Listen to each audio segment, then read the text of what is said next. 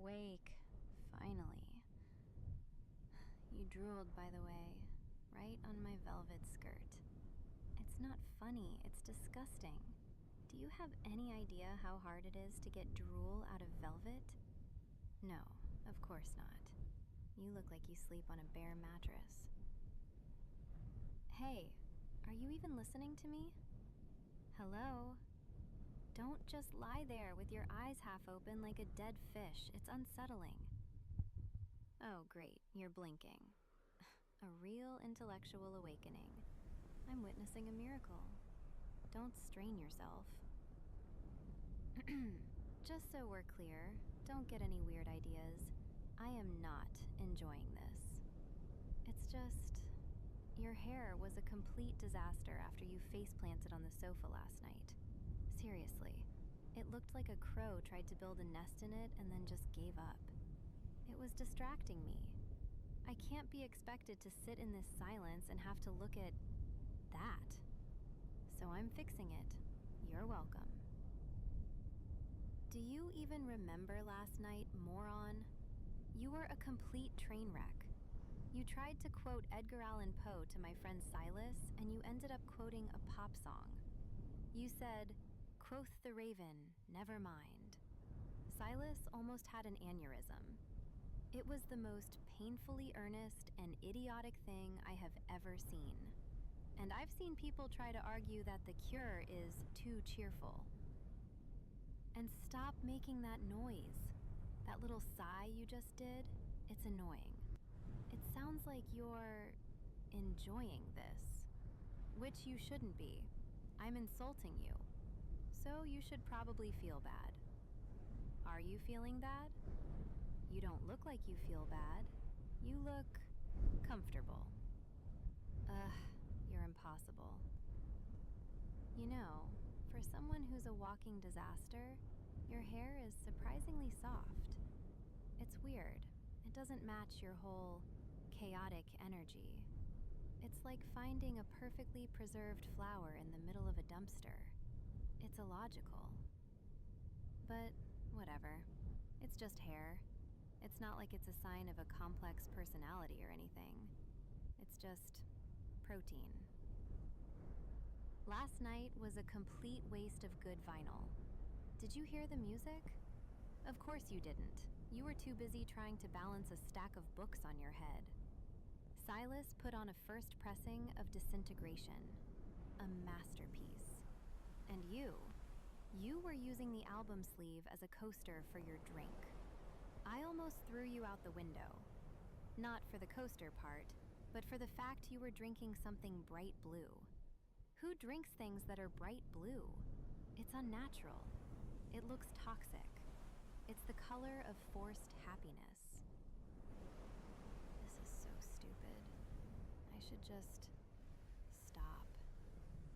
But your head is warm, and my hand is cold. It's just a heat exchange. That's all this is. So don't flatter yourself. I'm basically a cat finding a warm spot. You're a human-shaped heating pad. A very clumsy, foolish heating pad who can't hold his liquor. What were you even thinking coming to a party like that? You stood out like a sore thumb. A very beige sore thumb. Everyone else is in black, brooding and listening to post-punk, and you're over by the snacks, smiling at people. Don't you know that smiling is a sign of weakness? You should cultivate an aura of detached misery. It's much more honest. Nobody is actually that happy to be at a party. They're just performing. At least we're honest about our performance. Our performance is that we don't want to be here. It's meta. You wouldn't get it. Each strand is different. It's a mess, but it's an organized mess. Predictably unpredictable. Unlike you, you're just predictable. I bet you wake up and think, what a wonderful day. No one does that. No one who's actually paying attention. The world is a catastrophe. Waking up is just agreeing to watch it burn for another 16 hours. But you probably have a motivational poster in your bathroom. Horrifying. Just stay still. You moved. You're going to mess up what I'm doing. It's not for you. It's for me. My sense of order. Everything in my life is meticulously curated. My books are organized by the author's tragic life events, not the alphabet. My clothes are arranged by shades of black. And your hair? It was a variable I couldn't control. So now I'm controlling it. See? It makes perfect sense. Your forehead is clear. Not a single worry line. How is that possible? Are you even capable of worrying? Or do you just float through life in a state of blissful ignorance? Must be nice to not feel the crushing weight of everything. To just be. It's almost admirable. In a really, really stupid way. Shut up. I didn't mean that. It's not admirable. It's naive. You are naive. And your eyes are open again. Close them. They're a weird color. Not brown, not green. Something in between. Like a forest floor after it rains. It's distracting. I said close them. Fine. Don't close them. Stare at the ceiling.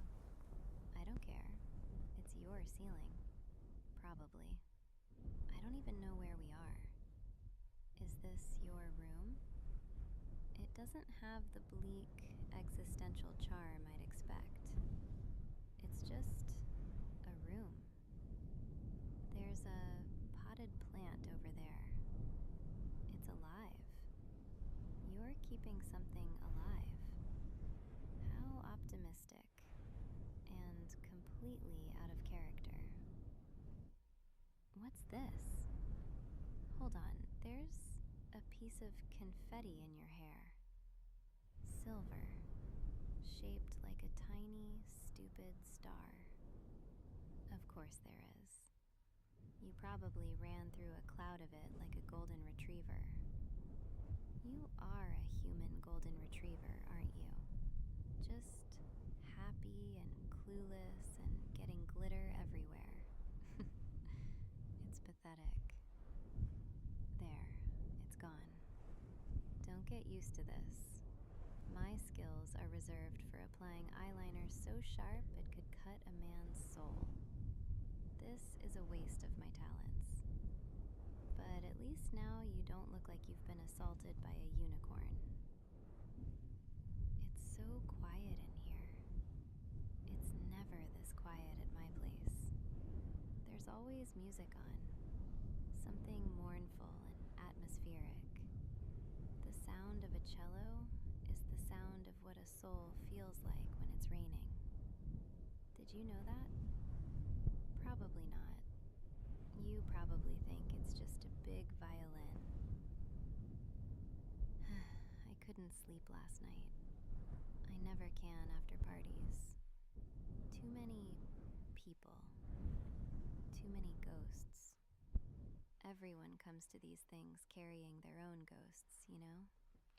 Little specters of past heartbreaks and future anxieties, all hovering in the air, making it thick.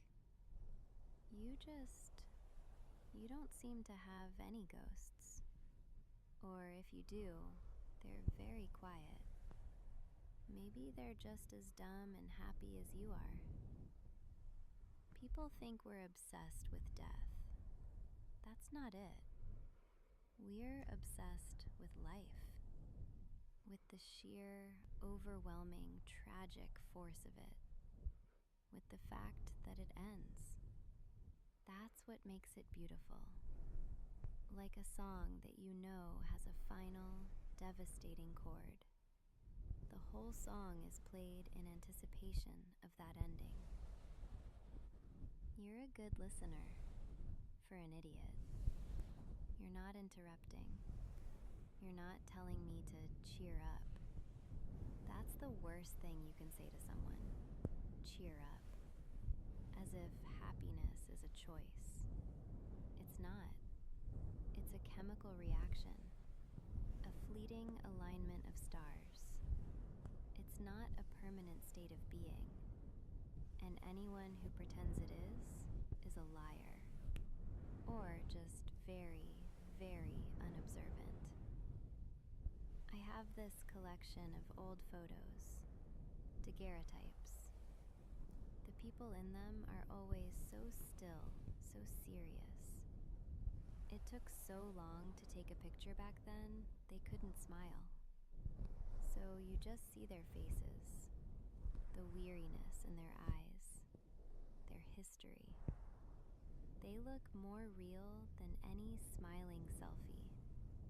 They're not performing. They're just existing for a moment, trapped in silver and light. The story you have to invent yourself is always better. Your hair is so warm. I wonder what you dream about. Probably puppies. Or sunshine. Something simple. I dream in black and white. There's always a mystery, and I never solve it. I just wake up. Maybe that's the point. The mystery is life. You're not meant to solve it. You know, last night, when you were being a complete moron, you weren't trying to be cool. Everyone else was trying so hard. Their coolness is like armor. Heavy, clanking armor they can barely move in.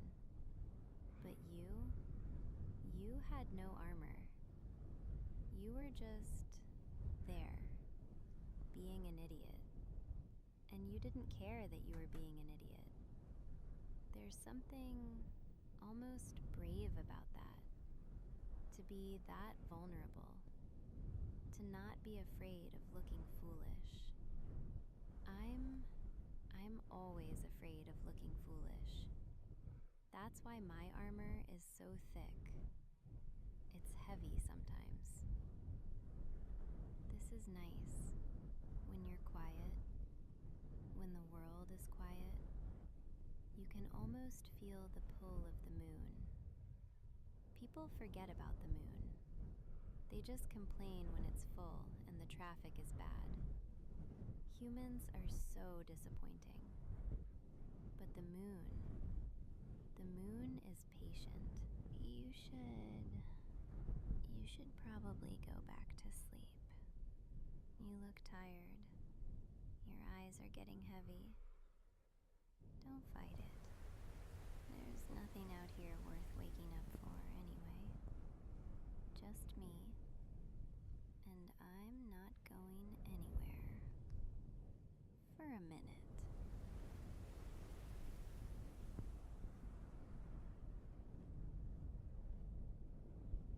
It's not so bad having a human heating pad. It's not so bad